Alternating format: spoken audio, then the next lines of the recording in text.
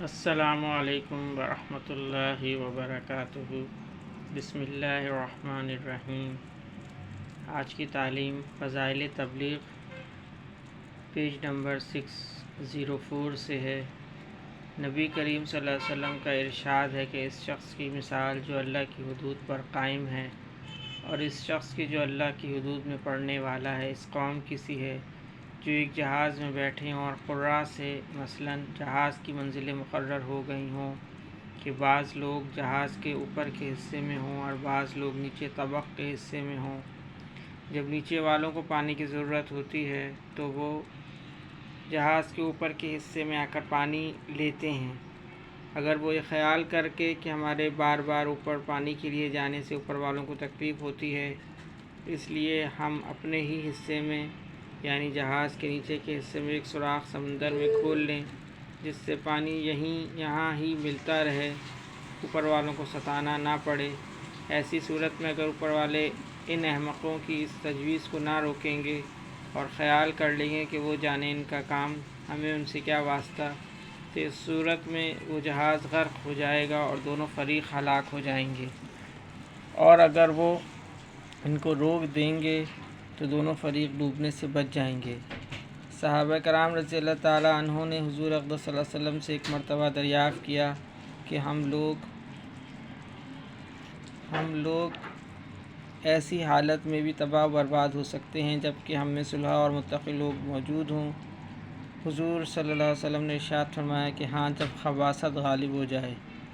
اس وقت مسلمانوں کی تباہی و بربادی کی ہر طرف گیت گائے جا رہے ہیں اور اس پر شور مچایا جا رہا ہے، نئے نئے طریقے ان کی اصلاح کے واسطے تجویز کیے جا رہے ہیں، مگر کسی روشن خیال تعلیم جدید کے شیدائی کی تو کیا کسی تاریخ خیال مولوی صاحب کی بھی نظر اس طرف نہیں جاتی کہ حقیقی طبیب اور شفیق مربی نے کیا مرض تشخیص فرمایا ہے اور کیا علاج بتلایا ہے اور اس پر کس درجے عمل کیا جا رہا ہے؟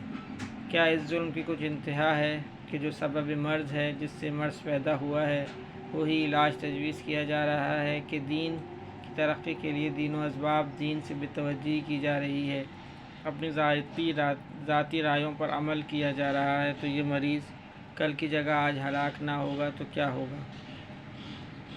میر کیا سادہ ہیں، بیمار ہوئے جس کے سبب اسی عطار کے لڑکے سے دوا لیتے ہیں۔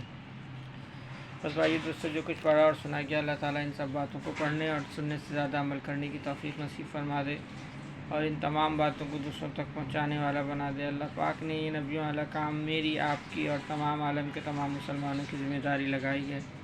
ان تمام باتوں کو خود بھی عمل کریں اور دوسروں کو بھی اس کی دعوت دیں۔ اللہم صلی علی محمد وعلی آل محمد۔ اللہم اعنی علی ذکرک و شکرک و حسن عبادتک۔ اللہم حاسبنی حسابا یسیرا۔ اللہم ارفع عنا البلاء والوباء۔ رب ارحمہما کما ربیانی صغیرا۔ رب اغفر وارحم وانت خیر الراحمین۔ اللہم انک عفو تحب العفو فاعف عنی۔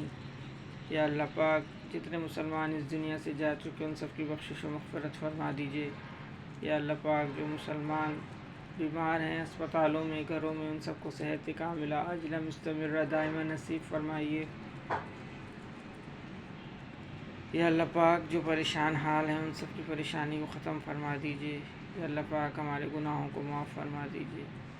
یا اللہ پاک، ہمیں زیادہ سے زیادہ نیکیاں کرنے کی اور دین کی محنت میں لگنے کی توفیق عطا فرمائیے۔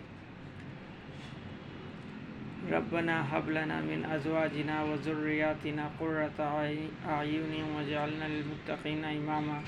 سبحان ربک رب العزة عما یصفون وسلام علی المرسلین والحمد للہ رب العالمین۔ آمین برحمتک یا ارحم الراحمین۔